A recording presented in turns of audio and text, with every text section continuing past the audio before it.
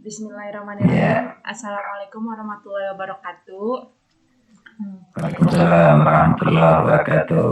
Ya Pak, kami mahasiswa semester 4 dari FIPU Hamka, Program Studi Pendidikan Bahasa Indonesia. Kami ingin melakukan wawancara dengan Bapak, yaitu Pak Aris Surtianto, untuk melengkapi tugas kami, yaitu PLP 1, Pak. Dari sekolah dan kalian mengambil sekolah Muhammadiyah SMA Muhammadiyah 4. Dengan saya Nurul Farhana, mahasiswi semester 4 FKIPU Hamka Program Studi Pendidikan Bahasa Indonesia. Bagaimana visi misi yang ada di sekolah SMA 4 Muhammadiyah Jakarta? Visi sekolah terciptanya peserta didik yang unggul dalam prestasi akademik serta berkualitas dalam penguasaan dasar-dasar ilmu pengetahuan dan teknologi yang dilandasi dengan iman dan takwa serta akhlakul karimah. Nah, sedangkan untuk visi tersebut pelaksanaannya dijalankan dengan misi: 1. Menumbuh kembangkan semangat keunggulan dan penular sehat kepada para peserta didik, guru dan karyawan sehingga berkemajuan kuat untuk terus maju. Yang kedua, meningkatkan kualitas. Bismillahirrahmanirrahim. Sebelumnya terima kasih Pak, karena saya ingin bertanya sesuatu kali ini mengenai ekstrakurikuler, intrakurikuler, beserta kokurikuler dari sekolahan Pak. Untuk kokurikuler, untuk kokurikuler kegiatan pembelajaran, sekarang sudah ada, sekarang diharapkan dari pemerintah dibuat kurikulum KTSP kondisi khusus. Artinya memang sekarang pembelajaran tidak seperti yang tatap muka jam 7 sampai jam 3. Tapi sekarang ini pembelajarannya adalah dari jam 7 sampai jam 12. Maksimal 3 sampai 4 pelajaran. Ini. Jadi masuk setengah 7, nanti ada pembiasaan keseharian, berlaku baik, pembiasaan baik, kemudian jam 7 nanti belajar sampai jam 12. Itu untuk kondisi khusus untuk kegiatan pembelajaran. Oh, jadi kemudian pemotongan waktu ya Pak? Gimana? Jadi ada pemotongan waktu pembelajaran selama di masa pandemi ini? Ya, untuk waktu PJJ ini dari biasanya jam setengah 7 sampai jam setengah 3. Nah, saat ini jam 1 sampai jam 12. Maksimal itu jam 1 maksimal. Sedangkan untuk ekstrakurikuler saat ini, ekstrakurikuler itu sementara ditiadakan dulu. Memang pada awalnya dari Januari sampai Maret itu masih ada, begitu April itu sudah ekskulnya juga sudah tidak ada, karena memang ekskulnya agak kesulitan pembimbingannya juga. Sebenarnya bisa sih diangkat dengan hal-hal yang sifatnya IT, dikasih katakanlah tutorial, dia selalu mengikuti, tapi kan prakteknya agak sulit juga. Nah, jadi termasuk pembiayaan juga untuk ekskul sementara dihentikan dulu. Nah, kecuali nanti untuk pramuka, kalau pramuka nanti ada eksulnya, tentunya karena pramuka itu masih kurikulum wajib, nanti ada tutorial ya paling sebulan sekali. Lalu Pak, selanjutnya dalam membantu murid untuk menambah wawasan pembelajaran, ada nggak sih Pak kayak sekolah melakukan kunjungan khusus terhadap suatu tempat gitu Pak? Sebetulnya program itu sudah ada, program studi wisata sudah ada. Termasuk yang tahun kemarin harusnya jalan bulan Maret itu, harusnya jalan bulan bulan April. Karena ada pandemi, akhirnya ditunda. Kan pemerintah juga tidak memperbolehkan untuk jalan. Itu rencananya adalah saat itu kita ada go to kampus, jadi sebelum dia masuk perguruan tinggi, dikenalkan dengan beberapa kampus. Kalau ada kunjungan kayak gitu, biasanya dikhususkan untuk anak kelas 3 aja atau anak kelas 1, 2 gitu Pak? Untuk studi wisata dan go to kampus. Sedangkan untuk kelas 12 nanti ada pelepasan di sekolah. Bisa kita pakai UHAMKA kalau di lantai 6 biasanya. Baik, Pak. Lalu Pak, yang terakhir Pak, untuk yang pertanyaan yang terakhir, budaya apa Pak yang Bapak usahakan agar selalu diterapkan di sekolah untuk menghasilkan siswa serta alumni yang sesuai dengan visi misi sekolah? Budaya yang dilakukan, jadi kebiasaan baik yang pertama adalah pembentukan kebiasaan baik. Kebiasaan baik ini pagi-pagi diawali dengan dengan tahfiz Quran untuk kelas 10 jam 11 di masjid dari jam setengah 7 sampai jam 7 lewat 10. Kemudian kelas 3-nya ada fahmil Quran. Jadi fahmil Quran ini nanti sekolah menyiapkan tulisan Al-Quran dipotong-potong. Kemudian saat itu ada ustadznya membantu yang ngajar sorogan menjelaskan artinya satu persatu. Diharapkan setelah itu nanti siswa ada yang melakukan Al-Quran, siswa bisa ngerti maksudnya. Bismillahirrahmanirrahim. Assalamualaikum warahmatullahi wabarakatuh.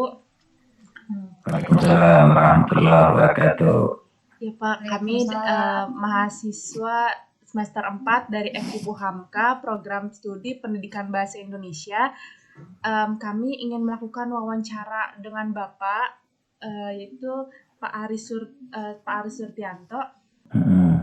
Kultur sekolah itu yang pertama, saya ingin bertanya Pak, bagaimana sekolah menerapkan sanksi atau peneguran terhadap siswanya yang melanggar peraturan? Ya, untuk sebetulnya kalau bicara tentang sanksi itu semuanya tertuang di tata tertib sekolah. Tata tertib sekolah itu disosialisasikan ketika anak-anak peserta didik baru itu mendaftar, kemudian dinyatakan diterima, kemudian mereka kita undang. Terlebih juga orang tua mereka diundang untuk sosialisasi program di awal semester. Ketika mereka nanti melanggar, ya sanksinya sudah tertuang di situ. Jadi kita kebetulan menggunakan poin kalau yang sekarang. Jadi ketika mereka misalnya masuk sekolah tidak menggunakan pakaian yang rapi, tidak memasukkan pakaian, tidak menggunakan dasi bagi yang laki-laki, kemudian jilbabnya yang perempuan tidak sewarna dengan pakaiannya, itu ada poin-poinnya. Saya ingin bertanya Pak, yang pertama yaitu mengenai mata pelajaran bahasa Indonesia, karena pelajaran bahasa Indonesia adalah pelajaran yang bisa dikuasai dengan otodidak gitu. Nah, ada sebagai Bapak sebagai guru bahasa Indonesia sendiri, kegiatan kokurikuler atau kegiatan lain gitu yang Bapak lakukan sebagai usaha pengenalan bahwa bahasa Indonesia itu adalah mata pelajaran yang menyenangkan untuk murid-murid, usahanya itu seperti apa Pak? Cara pengenalannya mungkin itu yang sudah saya lakukan, itu pengenalan dengan karya-karya sastra ya, terus dengan bacaan-bacaan yang lebih mengarah kepada kebahasaannya ya. Jadi siswa itu juga terkadang merasa tertarik ketika mereka sedang belajar bahasa Indonesia terus merasa bosan karena yang mereka anggap bahasa Indonesia hanya gitu-gitu aja, bisalah kita pelajari sendiri. Kalau untuk peraturan berbahasa, baik itu bahasa lisan atau bahasa tulis, ada nggak Ibu yang dikhususkan dalam mata pelajaran bahasa Indonesia ini?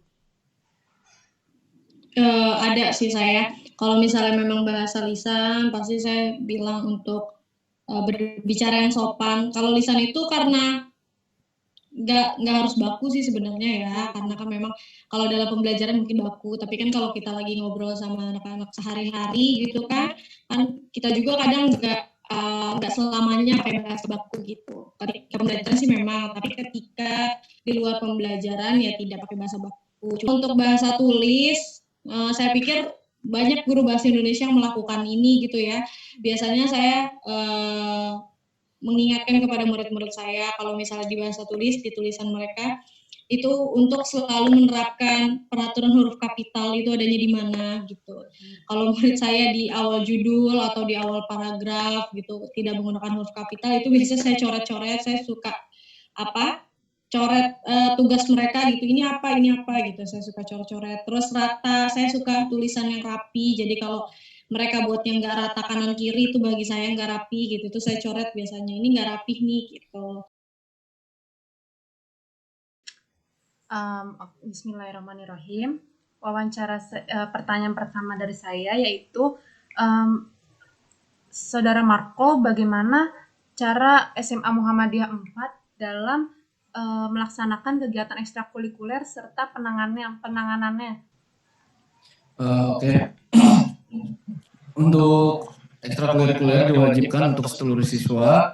Pertama, untuk mahasiswa baru pasti dibagikan formulir untuk mengikuti ekstrakurikuler tersebut. Jadi hampir semuanya itu wajib untuk mengikuti ekstrakurikuler.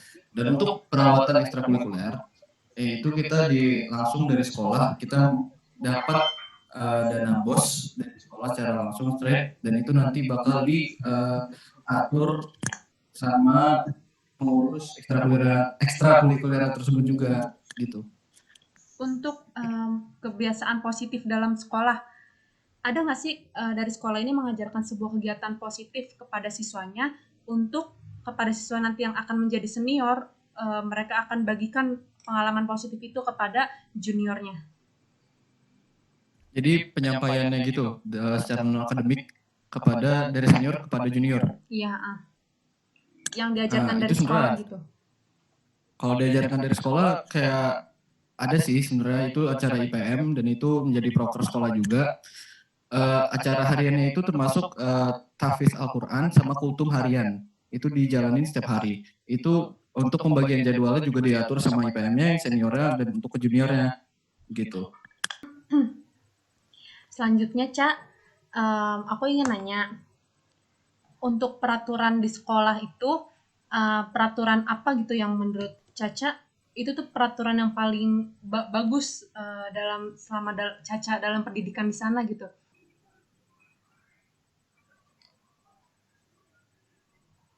Menurut aku peraturan yang jadi terus SMA dia 4 ada peraturan kalau misalnya telat tuh masukin gila juga kayak kita pop gitu lah anaknya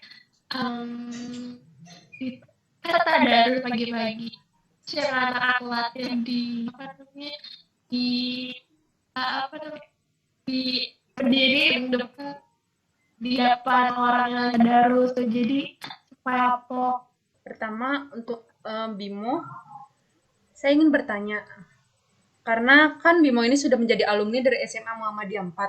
Selama 3 tahun bersekolah di SMA Muhammadiyah 4 ini, apa sih pelajaran yang sangat terbawa sampai sekarang sudah lulus?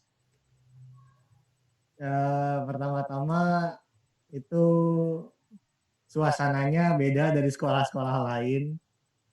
Itu karena ruangan kelasnya berbeda dengan sekolah lain.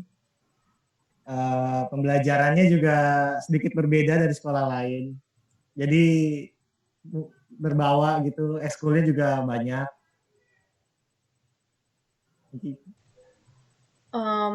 Lalu Kak Bimo, selain dari eskul itu, ada nggak organisasi yang Kak Bimo aktif di dalamnya?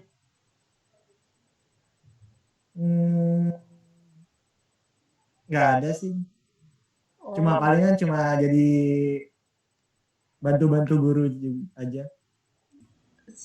Sudah sampai sini sesi wawancara hari ini. Kurang lebihnya kami mohon maaf. Maaf juga Pak apabila ada kata-kata yang mungkin salah dari kami Pak. Ya, dimaafkan. Ya, wawancara hari ini saya tutup dengan wabillahi taufik wal hidayah. Wassalamualaikum warahmatullahi wabarakatuh. Waalaikumsalam warahmatullahi wabarakatuh. Terima kasih Pak. Terima kasih Pak. Ya, permisi ya. Iya Pak. Iya Pak. Terima kasih Pak.